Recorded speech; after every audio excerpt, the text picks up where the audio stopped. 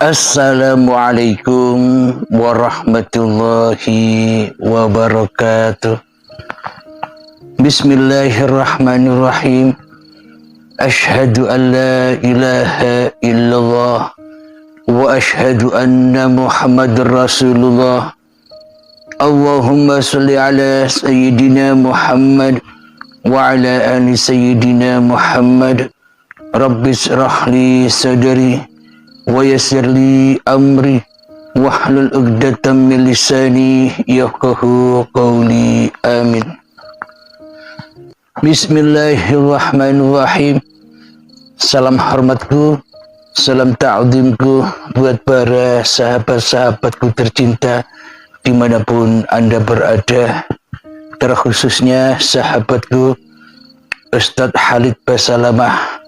Semoga kita semua senantiasa di dalam lindungan Allah Subhanahu wa Ta'ala.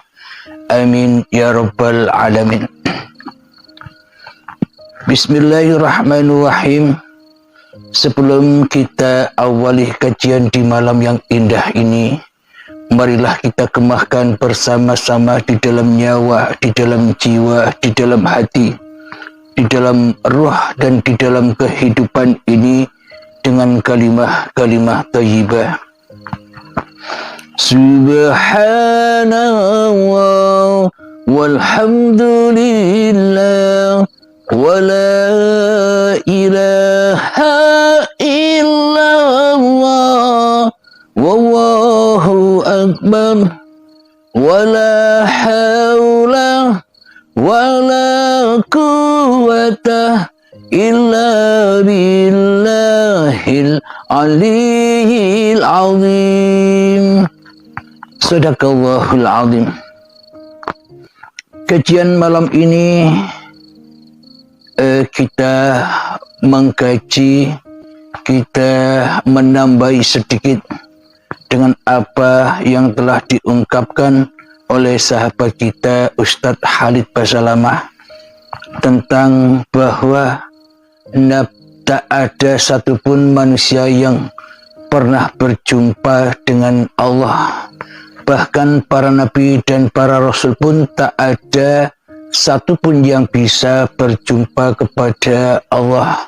Bahkan Nabi Muhammad sallallahu alaihi wasallam pun sebagai kekasihnya selama ini tak pernah berjumpa juga dengan Allah. Itulah ungkapan sahabat kita Ustadz Khalid Basalamah di sisi syariatnya, dan di sini kita kaji di sisi yang lainnya menurut Al-Qur'annya. Saudaraku, sahabatku, Ustadz Khalid Basalamah membahas tentang hadisnya, di sini membahas tentang Al-Qur'annya. Sadaqallahul azim. Sebelum kita membahas kajian ini, marilah kita perdengarkan apa yang telah dituturkan oleh saudara kita Ustadz Khalid Basalamah. Marilah kita perdengarkan bersama-sama. Pertanyaan sekarang, saya yakin Tuhan saya Allah, tapi Allah nggak kelihatan. Ada alasan tak kenapa Allah nggak kelihatan? Ada alasannya. Anda tanamkan baik-baik, ini masalah akidah yang paling penting. Dalam banyak riwayat bahwasanya nabi-nabi pun belum pernah ada nabi yang lihat Allah, termasuk Nabi Muhammad SAW. Kita ambil dalilnya dalam hadis Bukhari. Waktu Nabi SAW pulang dari Isra Mi'raj, jemaah sekalian, Aisyah bertanya radhiyallahu anha, berkata, istri beliau, ya Rasulullah, hal tara rabbak? Apakah anda waktu Mi'raj ke langit, terima perintah salat, sempat lihat Tuhan anda enggak? Lihat enggak Allah itu bagaimana? Apa jawaban Nabi SAW? Nurun ala nur anna arah. Allah itu cahaya, di atas cahaya, terang sekali. Bagaimana saya bisa melihatnya? Artinya Nabi SAW mengatakan, saya sendiri belum pernah lihat bagaimana itu Allah. Alhamdulillahirabbil alamin. Dari hadisnya, tak satupun manusia bisa menyaksikan Allah. Akan tetapi menurut Al-Qur'annya, Bagaimana mungkin manusia bisa menyaksikan zat yang wujud? Nurun ala nurin, cahaya di atas cahaya. Bagaimana mungkin setiap manusia bisa menyaksikan cahaya Tuhannya, sementara di dalam hati kita selama ini cahaya kemanusiaan kita lebih terang benderang daripada cahaya Sang Pencipta. Cahaya wujud manusia kita sebagai pencipta lebih terang benderang daripada cahaya wujudullah. Cahaya kekuasaan kita lebih terang benderang daripada kekuasaan Allah. Seolah-olah Allah tidak bisa apa-apa, tidak wujud alias gaib. Apa maknanya? Bagaimana mungkin Allah bisa tersaksikan bila manusianya masih menjadikan hawa nafsunya sebagai Tuhannya yang wujud di dalam hatinya, hawa nafsu sebagai Tuhannya yang hidup di dalam hatinya, hawa nafsu sebagai Tuhannya yang berkuasa di dalam hatinya daripada Sang Pencipta itu sendiri. Jadi alasannya kenapa Allah wujud? Kenapa Allah gaib? Kenapa Allah tak terlihat? Kenapa Allah tak nyata? Apa jawabannya? Karena Fir'aunnya lebih nyata daripada Tuhannya di hatinya. Karena Dajjalnya lebih nyata daripada Tuhannya di hatinya. Karena Ya'juj wa Ma'jujnya lebih nyata daripada Tuhannya di hatinya. Karena iblis dan setannya lebih nyata, lebih wujud, lebih hidup, lebih berkuasa daripada Tuhannya di hatinya. Karena Abdul Halim merasa dirinya yang bisa berapa-apa dan dirinya yang bisa bersiapa-siapa daripada Tuhannya selama ini. Karena itulah Allah selamanya gaib. Allah selamanya tak ada. Yang ada yang wujud hanyalah hawa nafsu Abdul Halim sendiri. Yang wujud, yang nyata, yang hidup hanyalah setan yang menyombongkan dirinya terhadap Adam. Setan yang merasa ada daripada tidak ada. Allah saja yang tak ada. Allah saja yang gaib. Setannya wujud, setannya nyata, setannya jelas. Siapakah dia? Hawa nafsu kita sendiri. Inilah musuh-musuh yang nyata bagi kita semua. Selagi musuh ini, selagi hawa nafsu ini, selagi setan iblis ini menjadi pemimpin-pemimpin setiap hati manusianya, maka jangan harap bisa menyaksikan Tuhannya. Maka jangan harap Allah wujud. Bila Allah tak wujud, bila Allah tak jelas, bila Allah tak nyata, bagaimana mungkin kita bisa menyaksikan Tuhan?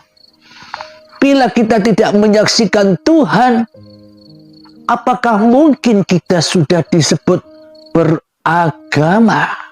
Sementara kita selama ini tidak pernah menyaksikan Tuhan. Bagaimana mungkin kita bisa menyembah Tuhan yang tak ada? Bagaimana mungkin kita bisa mengabdi kepada Tuhan yang gaib? Akhirnya yang wujud inilah yang mengaku-ngaku sebagai Tuhan. Akhirnya yang wujud inilah yang mengaku-ngaku menjadi Allah selama ini, yang selama ini seringkali kita saksikan sendiri. Siapa dia? Diri kita sendirilah yang kita saksikan daripada menyaksikan Allah. Berarti selama ini kan kita nyembah Dajjal daripada menyembah Allah. Selama ini kita menjadikan iblis dan setan menjadi pemimpin daripada Allah yang kita buat sebagai imam. Buat sebagai imam yang menunjuki jalan-jalan yang lurus. Jadi jawabannya begini. Bagaimana mungkin para nabi dan para rasul itu menjadi nabi dan menjadi rasul tanpa bertemu dahulu kepada Tuhannya, tanpa bertemu dulu kepada Allah? Apakah Nabi Muhammad itu akan menjadi Rasulullah, akan menjadi kekasih Allah bila tak pernah bertemu langsung dengan kekasihnya, dengan Tuhannya? Apakah dikatakan Rasulullah bila Tuhannya gaib? Coba kita angan-angan bersama, coba kita hayati bersama. Lalu bila Tuhan, lalu bila Allah gaib, tiada. Lalu selama ini kita nyembah apa? Solat-solat kita menghadap apa? Ibadah-ibadah kita menghadap apa? Ilmu-ilmu kita menghadap apa? Amal-amal kita menghadap apa selama ini? Menghadapnya tak lain dan tak bukan, ya menghadap Dajjal ini sendiri. Akhirnya merasa bangga dengan kehidupannya, merasa bangga dengan ilmu-ilmunya, merasa bangga dengan kepintaran-kepintarannya, merasa bangga dengan amal-amalnya, merasa bangga dengan kekayaan-kekayaannya, merasa bangga dengan kecerdasan-kecerdasannya. Kenapa? Karena yang dijadikan pemimpin di dalam hati kita, yakni inna syaitana lakum aduwwum mubin. Sesungguhnya setan itu adalah musuhmu yang sangat nyata bagimu, kata Allah. Umumnya manusia, seluruh manusia bahkan mengatakan dan menyatakan bahwa setan itu gaib. Bila setan itu gaib, ya kita tidak bisa berperang, kalah terus. Bila kita kalah terus, berarti kita selama ini menjadi budak-budaknya setan. Kenapa? Karena yang jadi setan ya kita sendiri selama setan itu gaib. Kita akan jadi setan, kita akan jadi iblis, kita akan jadi Dajjal, laknatullah, ketika Allahnya gaib, ketika Allahnya tidak wujud, ketika Allahnya tidak hadir di dalam hati kita. Kenapa? Karena yang selalu hadir di dalam hati kita iblis dan setan yang selalu membawa kita kepada kesesatan, menyesatkan jauh dari Allah. Bila para nabi, bila para rasul, bahkan kanjeng Nabi Muhammad tak pernah berjumpa Allah, apakah mungkin mereka dijadikan para kekasih-kekasih Allah? Apakah mungkin logika kita menjadikan kekasih yang tak ada? Kita menjadikan kekasih yang gaib tanpa kita bertemu dulu dengan sang kekasih, tanpa kita menyaksikan dulu dengan sang kekasih. Apakah kita bisa mencintai yang tak ada? Tentunya yang kita cintai adalah yang ada, yang nyata, yang jelas dalam persaksian-persaksian kita di dalam ayat-ayatnya. Kenapa kita menuduh para nabi dan para rasul itu tak pernah jumpa Tuhannya, karena kitalah yang menilai mereka tidak pernah jumpa Tuhannya, karena kita sendiri yang jadi setannya.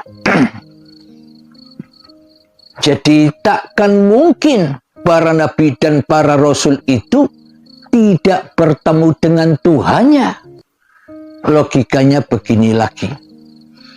Bila Anda ibaratkan berguru kepada seseorang tuan guru, apakah mungkin sosok guru, tuan guru itu gaib? Apakah mungkin sosok tuan guru yang Anda ingin berguru kepadanya itu tidak ada, tidak nyata, tidak hadir? Bila tuan guru sebagai guru Anda itu gaib, tidak wujud, tidak hadir, bagaimana mungkin kita bisa berguru? Jadi gurunya, tuan gurunya ya harus wujud dulu. Tuan gurunya ya harus nyata dulu. Tuan gurunya ya harus hadir dulu. Tuan gurunya ya harus kita saksikan dulu. Baru bisa berguru kepadanya. Bila tuan guru itu hanya kata-katanya saja, mana mungkin kita diajari? Allamal insana malam ya'lam. Allah akan mengajarkan kepada manusia apa-apa yang belum diketahuinya. Syaratnya apa? Syaratnya hambanya, syaratnya kekasihnya sudah menyaksikan Tuhannya dengan jelas. Itulah yang dinamakan syahadat.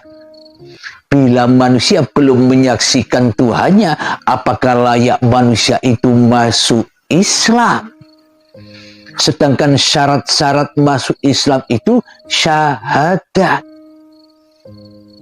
Menyaksikan Allah dan menyaksikan Rasulullah. Bila syahadatnya hanya syahadat syariat saja, asyhadu an la ilaha illallah wa asyhadu anna muhammadur rasulullah, hakikatnya kita selama ini hanya bersyahadat kepada hawa nafsu kita sendiri, bukan bersyahadat kepada Allah.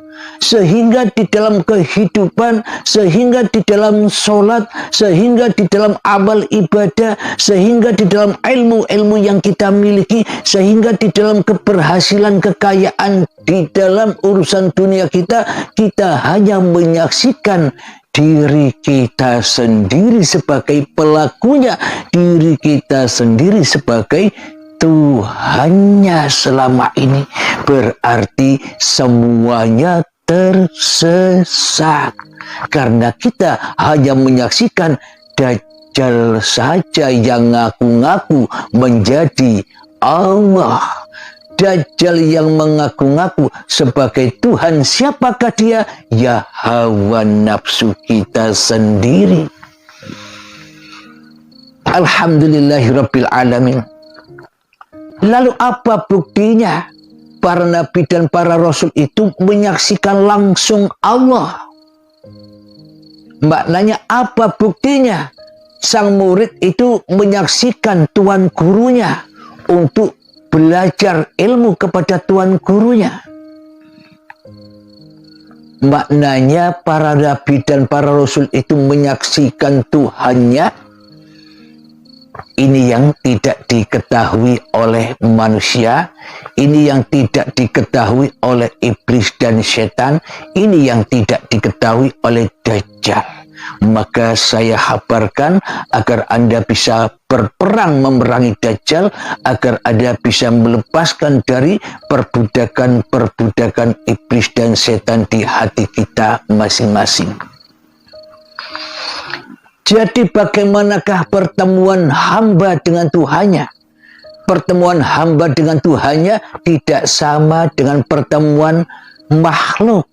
Seperti Anda bertemu saya, bertatap muka, berdekat-dekatan, bukan itu yang dikatakan pertemuan. Di sisi Allah, kalau sama-sama ketemu kan itu kan makhluk. Jadi makna ketemu, makna menyaksikan, makna syahadat untuk memasuki agama Allah, agama Islam, agama pasrah dan penyerahan diri adalah penyaksian kepada Allah ketika kita sudah tidak bisa menyaksikan diri kita sendiri lagi. Apalagi menyaksikan Allah, menyaksikan diri manusia kita sendiri saja sudah tidak bisa lagi, apalagi menyaksikan Allah. Karena yang bisa menyaksikan Allah ya Allah sendiri. Araftu Rabbi bi Rabbi. Aku menyaksikan Tuhanku dengan Tuhanku. Aku menyaksikan uripe Allah dengan uripe Allah. Apa maknanya? Maknanya sudah diabadikan di dalam Al-Quran. Sebelum kita lanjutkan, marilah kita berlatih dahulu menghening-heningkan, memalam-malamkan, menghilang-hilangkan, mensunyi-sunyikan kedirian manusia kita di hati kita, supaya nyata kita bisa menyaksikan ketidakadaan diri kita. Kita bisa menyaksikan kegoiban diri kita, sehingga nyatalah wujudullah. Karena pondasi Islam adalah Allahnya yang wujud, bukan manusianya yang wujud. Bila manusianya yang wujud, Allahnya tidak ada, Allahnya goib. Itu bukan Islam, tapi kafirin, tapi musyrikin, tapi ateis yang tak ada Tuhan di dalam hatinya kecuali dirinya sendiri. Mengheningkan cipta, mulai, silakan. Bismillahirrahmanirrahim.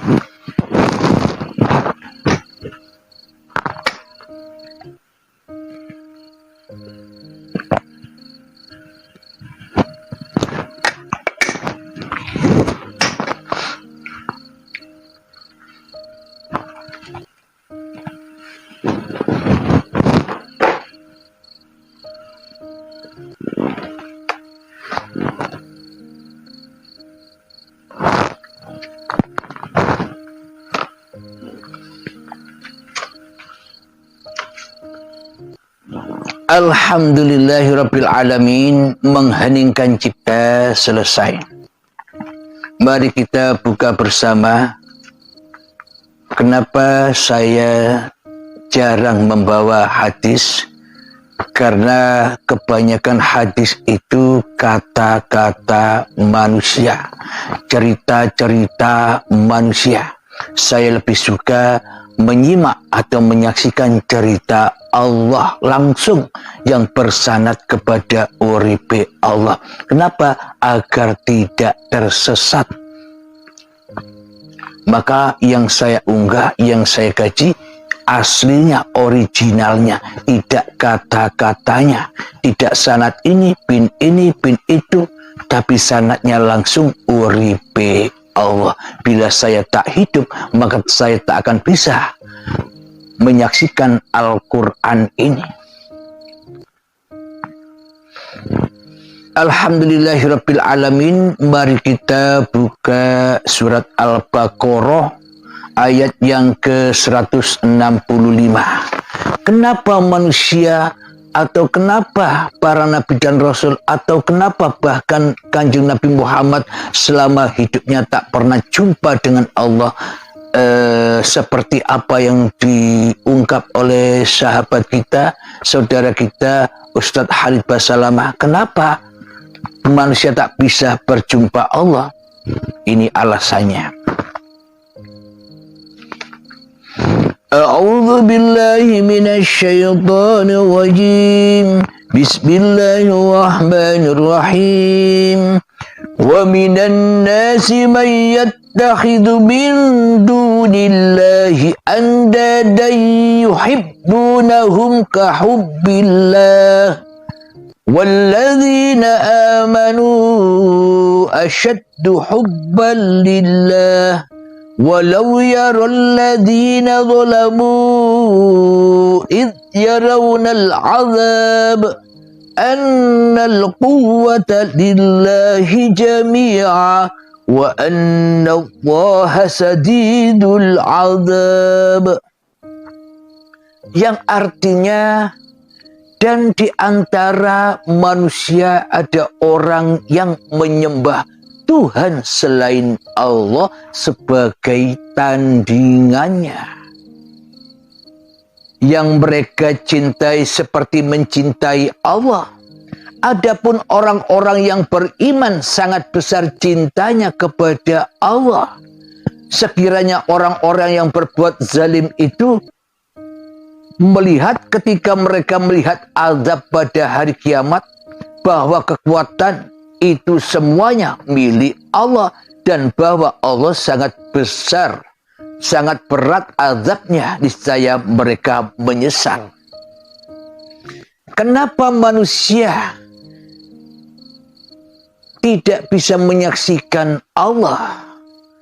Karena tiap-tiap diri manusia selama ini telah menjadikan tandingan-tandingan Tuhan selain Allah. Siapakah dia? Diri manusianya lah yang jadi Allah. Diri manusianya lah yang lebih disaksikan di dalam hati manusianya daripada menyaksikan siapa yang menciptakan manusianya. Sehingga selamanya Allah gaib. Tapi kalau manusianya rela, ridho, kembali ke asal usulnya dari ketiadaan, kembali kepada ketiadaan, dari Adam kembali kepada Adam, dari gaib kembali kepada gaib, maka niscaya cocoklah pondasi Islam, yakni Allah wujud kita maka hanya Allah yang wujud, selain Allah tak wujud. Bila manusianya sudah dibaiat, bila manusianya ketemu dengan Al-Mahdinya, petunjuk-petunjuk Allah, bila manusianya sudah menjadikan Allah sebagai Tuhannya daripada menjadikan hawa nafsunya sebagai Tuhannya di hatinya, maka dari itu baiat itu adalah menyembelih hawa nafsunya. Jadi manusia menyembelih hawa nafsunya ketika di hari raya Idul Adha, ada yang menyembelih sapi, ada yang menyembelih kambing. Demi apa? Demi menyembelih hawa nafsunya agar terbang, agar mi'raj kepada Tuhannya, agar kembali inna lillahi wa inna ilaihi roji'un. Itulah makna baiat itu.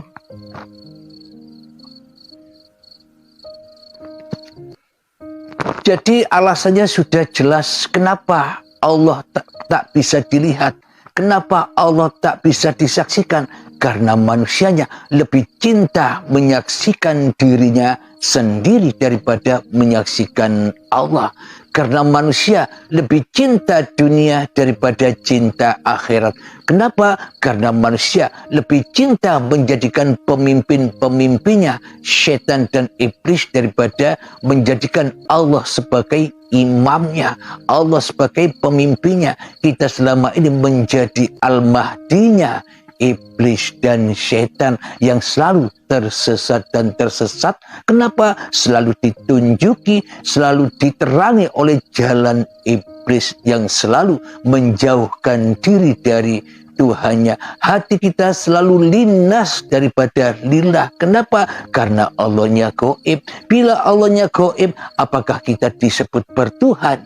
Sementara di dalam hati kita tak ada Tuhan. Jadi bagaimana mungkin kita disebut bertuhan dan beragama, agamanya Tuhan? Inna dina indallahil Islam. Sesungguhnya agama di sisi Allah adalah pasrah. menyerahkan kehidupanmu, menyerahkan badan-badanmu, menyerahkan ilmu-ilmumu, menyerahkan amal-amalmu, menyerahkan harta-hartamu kepada Tuhanmu, sehingga dirimu sudah tak ada lagi kecuali Tuhanmu yang wujud. Itulah imannya para nabi dan itulah imannya para rasul. Mari kita buktikan lagi di ayat yang lain.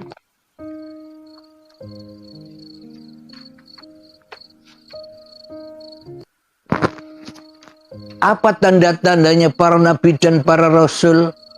Bahkan Nabi Muhammad itu sudah menyaksikan Allah langsung dengan mata kepalanya.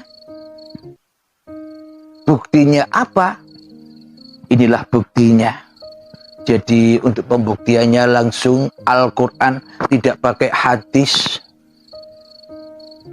Karena hanya Al-Quran lah yang murni, karena Allah lah yang berkalam, bukan kalamnya makhluk lagi.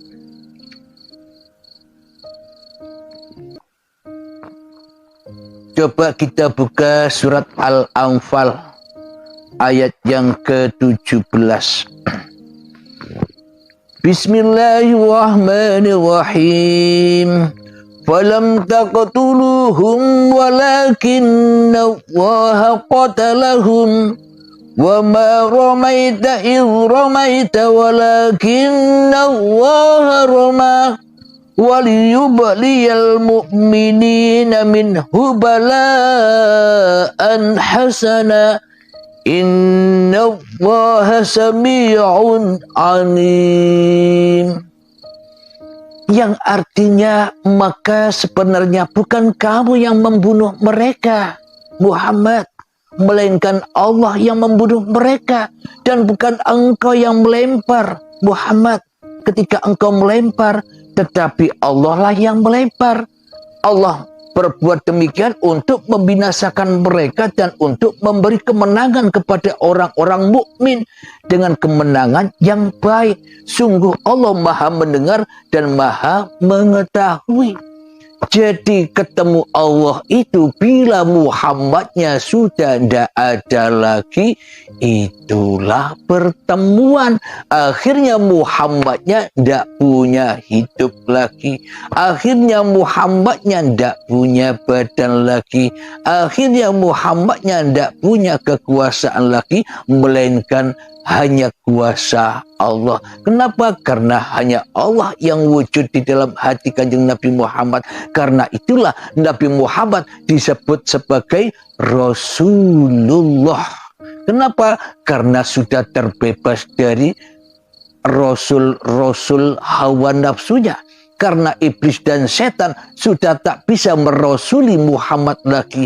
Karena Nabi Muhammad sudah hijrah dari alam yang fana ke alam yang baqo, dari alam kegelapan kepada alam yang terang benderang, dari nurun ala nurin, dari uripe Muhammadnya hijrah ke uripe Allah.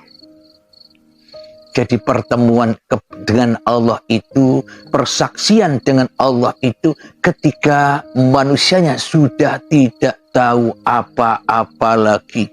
Maknanya manusia tugasnya hanyalah linuriyahu min ayatina, hanya menyaksikan ayat-ayatnya Allah, hanya menyaksikan uripe Allah, hanya menyaksikan apapun semua yang dialaminya hanyalah peran-perannya Allah. Itulah yang dimaksud syahadat itu. Itulah yang dimaksud Islam, menyerah, pasrah kepada Tuhan. Apanya yang dipasrahkan? Hidupmu, badanmu, harta-hartamu, ilmumu, amalmu, sehingga tak ada sedikit pun walaupun sebiji darah keberadaanmu di hatimu, karena semua hanyalah uripe Allah yang menggelar alam semesta ini dan yang menggelar masing-masing diri manusianya. Itulah buktinya bahwa para nabi dan para rasul itu bertemu langsung dengan mata kepalanya. Kenapa mata kepalanya? Karena mata kepalanya bukan milik para nabi, bukan milik para rasul, akan tapi milik Allah, buatan Allah. Itulah yang dimaksud menyaksikan Allah dengan mata kepala.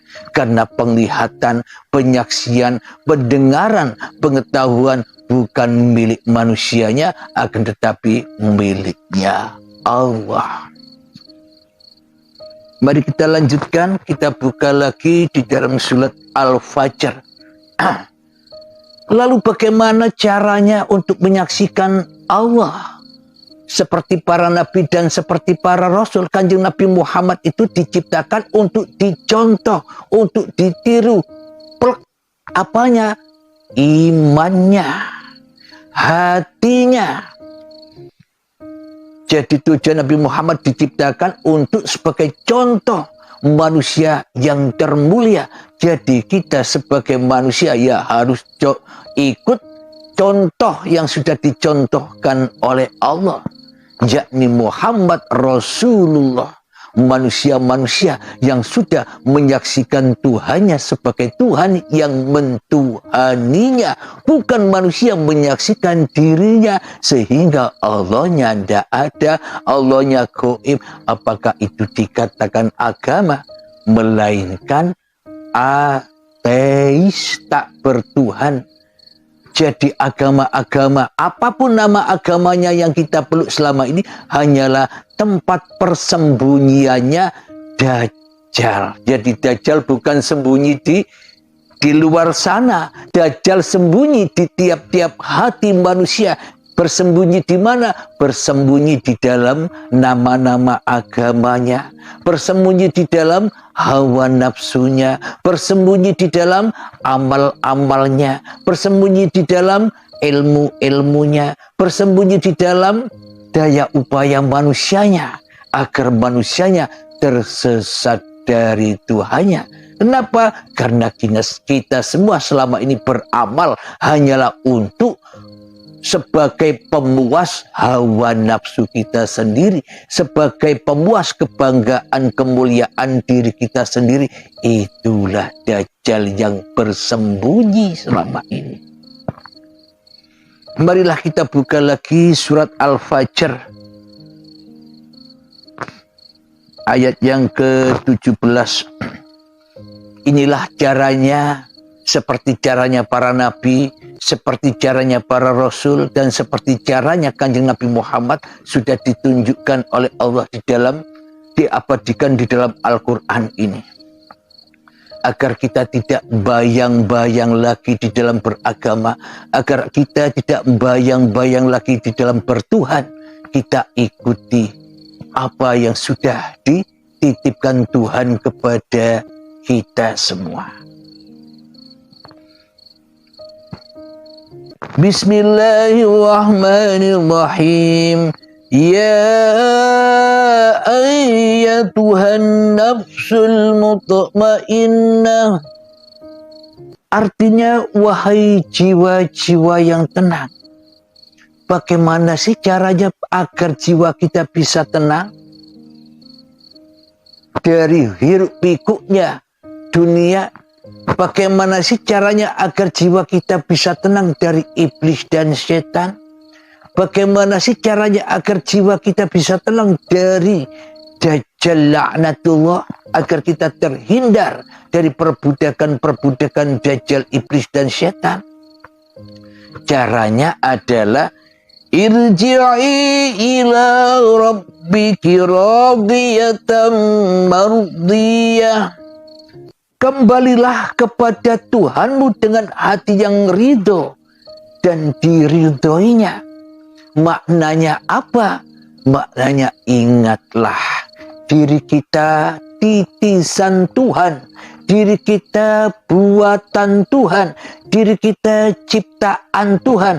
Ya selayaknya lah kita kembali kepada siapa yang menciptakan kita. Selayaknya lah kita kembali kepada siapa yang mewujudkan, yang menghidupkan, yang mengadakan, yang memerankan, yang menggerakkan kita sejak dari tanah sampai saat ini hingga kembali ke tanah lagi. Jadi hidup badan, semua apapun di antara langit dan bumi, semua di antara lagu-lagu aktivitas hidup dan badan ini, kembalikan semua kepada lillah. Inna sholati wa nusuki wa mahyaya wa mamati lillahi rabbil alamin. Sesungguhnya solat-solatku, ibadah-ibadahku, bahkan hidup dan matiku hanyalah milik Allah. Mana yang ada pada diri kita? Mana yang menjadi milik kita? Kita tidak punya apa-apa. Itulah yang dimaksud kembali. Itulah yang dimaksud baiat al-mahdi itu. Supaya apa? Supaya hatinya tenang. Supaya hatinya menang dari dajjal, dari iblis yang selama ini menjauhkan kita dari Tuhan. Jadi kembalikanlah semuanya kepada lillah agar hatimu tenang dengan rela dan ridho. Fadkhuli fi ibadi. Bila kita sudah tak punya apa-apa lagi, hidup tak punya, badan tak punya, apalagi amal ibadah, sholat tak punya, ilmu tak punya, harta tak punya, melainkan sudah dikembalikan, dirojiutkan semuanya kepada Allah, maka itulah yang dimaksud syahadat. Itulah yang dimaksud hamba-hambaku yang mengabdi.